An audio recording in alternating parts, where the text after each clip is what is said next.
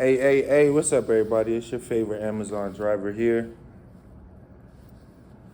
I just wanted to chop it up a little bit, see if we could catch an intellectual vibe on something that was just brought to my attention in this library.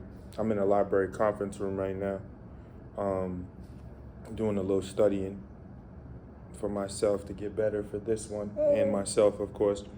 But I guess this particular woman who came over, she was watching me through the glass display that separates this particular study room from the rest of the library. But she was just like, young man, I was watching you for almost over an hour. And she was just like, it looked like you was on your phone because I was actually in a work meeting. But she was just like, the way that you nurture your daughter, I've never seen that before. So I don't know what she took as nurturing, but things like actually talking to my daughter or talking around her or letting her sit in on my work meeting, talking Spanish to her, talking English to her, kissing her on her cheek, kissing her ears, kissing her helmet, forehead, kissing her hand, these type of things. But she was just like, she just went on further. I think she was kind of trauma dumping in a sense, but not in a negative way, in a more like enlightened way. And she was just talking about how, that conversation is not had. She doesn't even come from an understanding of a man babysitting, let alone actually doing it well or look like they're doing it well. And, I just told her I appreciated it and everything like that. But after she walked away, I probably shed a tear or two just in Thanksgiving because I love this little lady. I'm pretty sure it's formidable to say that all men, for the most part, love their children. All men most likely don't love the women that they had them with. If that, and then it's the parental alienation. Like, it's a slap in the face to a man to have a child with a woman, and then because things can't work out between the two parents, all of a sudden, like, there's an entitlement or a forthright for the woman to have the child. And I got to thinking, I was just like, and it was just a haphazard thought that just shoots through your brain, through your spirit. But it was just like, what does the government or these judges in the court of law do when it can be proven, or it is a relative objective truth that a man in a particular situation with the woman that is the mother of his child, he's more formidable as the parent, he's more formidable as the nurturer, he's better suited to have full custody of the child? Like, how do we measure that? Because we've seen so many occasions where judges have given the rights over to this human being, to a mom who could care less, could give a damn. Tupac didn't make the song Brenda's Got a Baby out of thin air. These are actual situations that took place. So it just got me to thinking, like, how do you measure that? How do we measure that as the people that are involved? And I'm not remotely talking about an ex or talking about my current wife. I'm not talking about, any negative things of that nature. I'm just trying to find balance in the conversation itself, trying to find a real answer, because technically a mother with 3 baby daddies, 3 kids, 3 baby daddies, like, I don't think that, like, each kid has his own set of DNA. He has his own set of biology. Yes, she's the common denominator, but you're telling me all 3 of those dads are quote unquote deadbeats? And then you follow the journey of each dad. You find this one got married. He has 2 kids with his new woman. This one got married. He has a kid, and they're taking care of these kids. So how I guess the question stirs from the spirit of how can we stop to start? How can we stop the 60% to 85% of households being raised by the single mom? And how can we start a new percentage to whereas, or a higher percentage, because I'm sure the percentages are higher, specifically in the Black community. They always try to, anything negative, they paint as dark or they paint as black, you know, and they make it seem like we're not there, you know.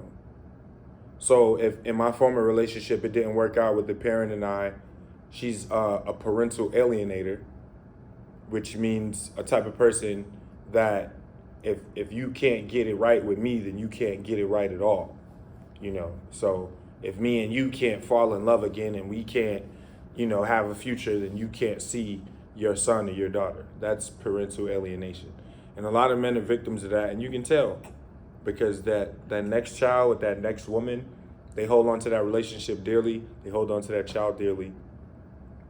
So again, like, how can we figure out a educational, concrete, permanent, perseverant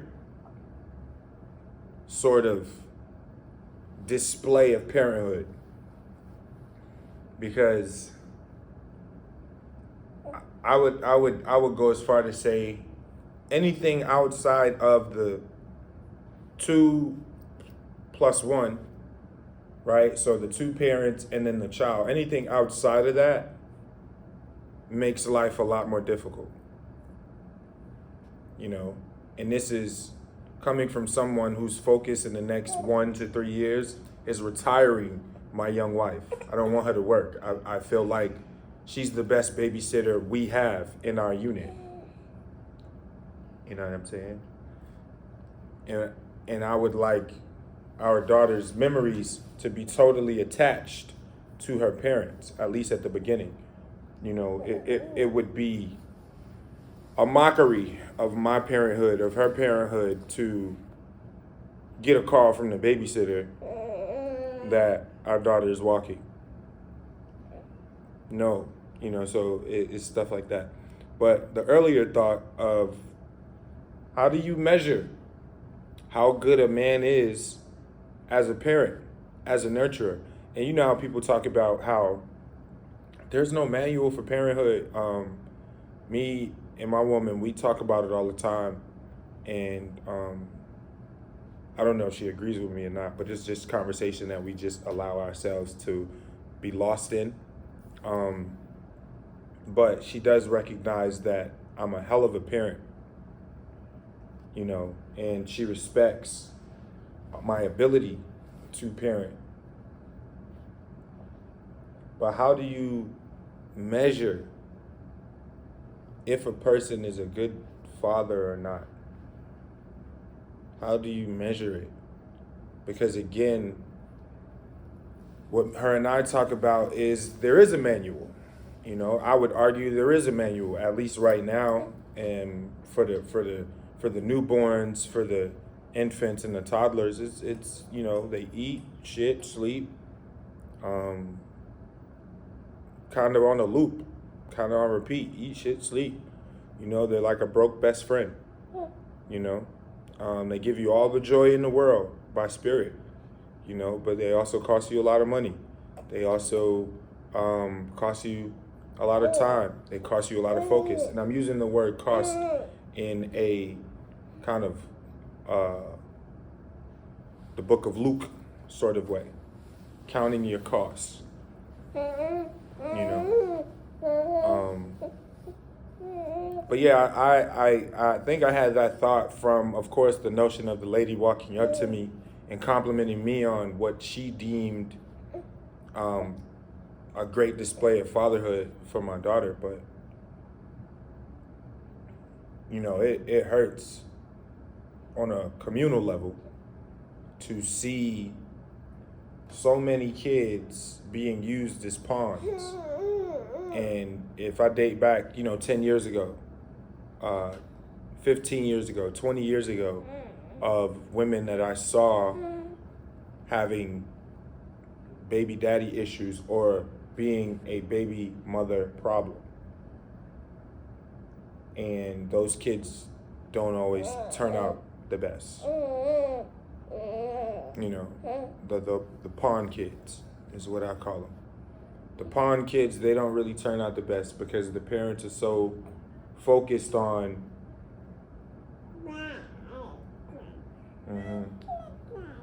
I'm gonna be quiet in a minute. See that? Dada? Say it. You can say it. You want to say it now? So the parents be so focused on getting back at one another and being petty to one another that precious time to help your kid pronounce sounds, onomatopoeias, that precious time that you have to have a conversation of uplift around your child or to and with your child, all of these things are truly departed. They're non-existent because you're so focused on treating this person that you once laid down with and shared bodily fluids with, had a child and project with, but now you hate them. You can't stand them, you know? And from that basis, you know, you start to backtrack. You start to realize, well, damn, am I a child of that same thing? And was my mom a child of that? Was her mom? You know, you start to backtrack and realize, like, the pressure's on, man. This life is not to be wasted. It's time to be a curse breaker, if that's what you've been through. And that's all I've been trying to be. You know, that's all I've been trying to be. So I guess that's the point of this video, is like, that I want you to take away is like, first and foremost, think, how can you truly measure whether a man is a great nurturer or a great father figure for your child? That's one question. And one thought would be, don't believe every quote unquote woman that, you know, screams single mother, because the decisions you make is also based on your mindset. So sometimes when you're saying yes to something, you're also saying no to something else.